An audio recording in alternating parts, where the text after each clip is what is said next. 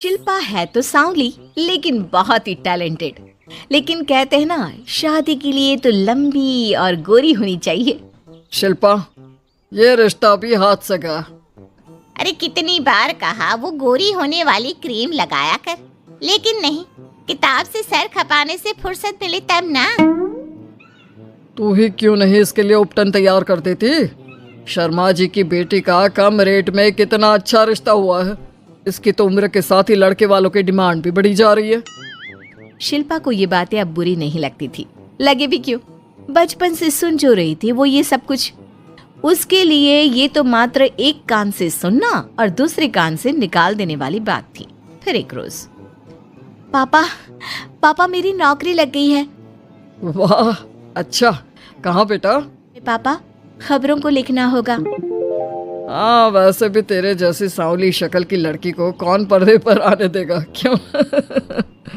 चल, 4 पैसे कमाने लायक हुई है तो लड़के वालों को बोल देंगे कि कमाती भी है, फिर शायद कोई कर ले शादी। हाँ, सही कह रहे हैं।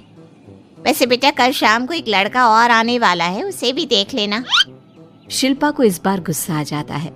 अच्छे न्यूज़ चैनल में नौकरी लगने की खुशी भी माँ पापा के चेहरे पर नहीं दिखती।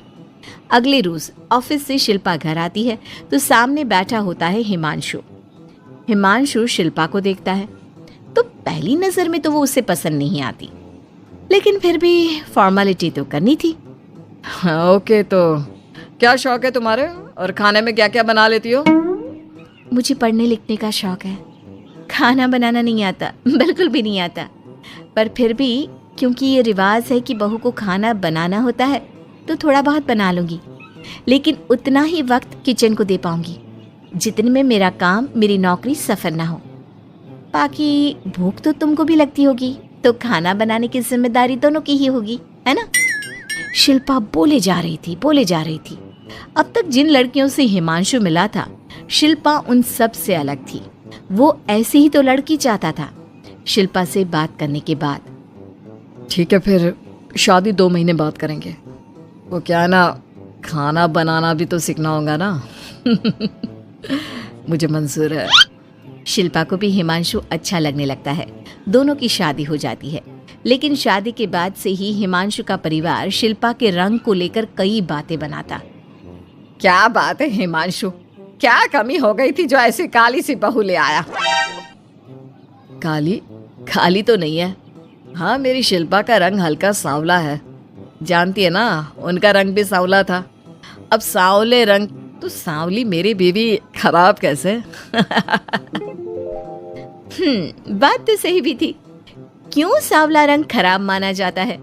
शिल्पा पति का तर्क सुन रही थी। थोड़ी देर के बाद, क्या बात है, शब्दों का जादू आ गया। क्या तर्क दिया आपने सांवले रंग के समर्थन में? तो क्या तुम ही पत्रकार हो? अरे तुम्हारा पति भी कम नहीं है। शिल्पा रोज एक नई तरक्की छू रही थी। कभी विदेश दौरा तो कभी बड़े बड़े लोगों का इंटरव्यू। एक दिन, सुनो, आज का दिन बहुत खास है, मैं मुख्यमंत्री जी का इंटरव्यू लेने जा रही हूँ। अरे वाह, क्या बात है, सही है यार। तभी ससुर आ जाते हैं। बहू, थोड़ा मेकअप भी कर लेना, वरना काली काली फोटो सब जगह आएगी। अरे हम तो शर्म के मारे किसी को दिखाते भी नहीं कि ये हमारी बहू है। न जाने क्या कमी थी। अरे वो शारदा दीदी की बहू देखो, कैसे मक्खन की तरह गोरी है। और नताशा, वो तो ऐसे लगता है जैसे घोल कर रंग दिया है उसको। अरे माँ, आजकल रंग नहीं, बुद्धि का जमाना है। हाँ, तो वो दोनों कहाँ पागल है, अच्छा खासा घर देख रही है। शिल्पा को ससुर की बात पर गुस्सा तो आता है, लेकिन वो मूड खराब नहीं करना चाहती। वो तो बस तैयारी करती है कि जल्दी से अच्छा सा मुख्यमंत्री का इंटरव्यू हो जाए और दुनिया देखे। यह तो, अरे चाची, बुआ, फूफा जी, कैसे हैं आप सब? कैसे आना हुआ? शिल्पा को आसपास के लोग भी देख रहे थे। वो भी जानती थी कि उसने जो इंटरव्यू किया वो कितना वायरल हो रहा है। अरे बहू, बड़े लायक हो तुम। औरत होकर दुनिया की इतनी जानकारी, कितनी समझ है तुम्हारे अंदर। वाह वाह बहू, तुमने तो हम सबका सीना गर्व से चौड़ा कर दिया। सास ये सब देखकर सोच रही थी कि भाई ऐसा भी क्या हो गया, इन्होंने तो बहू को हीरो बना रखा है। मैंने तो शिल्पा को उसी दिन समझ लिया था जब पहली बार मिला था। मैं तो जान गया था कि ये लड़की अलग है। कितनी प्यारी आवाज है इसकी और समझ भी लाजवाब। तभी बुआ सास बोल पड़ती है। और एक हमारी बहू है, सारा दिन टिकली बिंदी पर ही लगी रहती है। अरे दीदी, न जाने कौन कौन सी क्रीम लगाती है, अब तो चेहरे पर फोड़े भी निकल गए। कितनी बार कहा कुछ पढ़ाई आगे करके दुनिया में नाम कमाओ, लेकिन नहीं, बस सारा दिन शीशे के सामने खड़ी रहेगी। कोई बात नहीं फूफा जी, वो भी किसी की पसंद हो सकती है। हम लोगों का क्या, एक काम अच्छा कर दिया तो पूछ लिए गए, नहीं तो जमाना तो गोरी सूरत की ही तारीफ करता है। क्यों माँ जी? हाँ हाँ, वो क्या है ना, मैं जरा पानी लेकर आती हूँ, तू बैठ बहू। हाँ हाँ बहू, तू तो बैठ। वो क्या है ना, आज तो तुझसे बहुत सारी बातें करनी है। ये बता, कैसे दिखते हैं मुख्यमंत्री जी सामने से? जैसे टीवी में दिखते हैं वैसे ही दिखते हैं क्या? आए दिन लोग शिल्पा से मिलने आते, उसे अपने स्कूल या दूसरी जगह पर चीफ गेस्ट बनाते। ये सब देखकर पति तो खुश होता, लेकिन सुंदर बहू का सपना सास की आंख से उतर ही नहीं रहा था। फिर एक रोज, शिल्पा, पापा कहाँ है?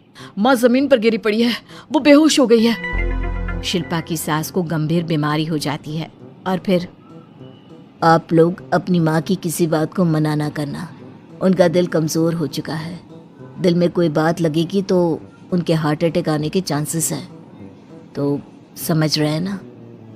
कुछ दिनों में ठीक होकर सास घर आ जाती है और फिर एक दिन, देख बेटा, मैं मरने से पहले एक सुंदर बहू का चेहरा देखना चाहती हूँ। अरे मैं नहीं चाहती कि तू इस काली कलूटी के साथ रहे, छोड़ दे इसे।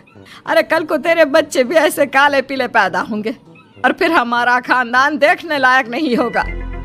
शिल्पा सुन रही थी, वो परेशान हो रही थी। वो सोचती है कि एक बार वो अपने पति से बात करके देखेगी।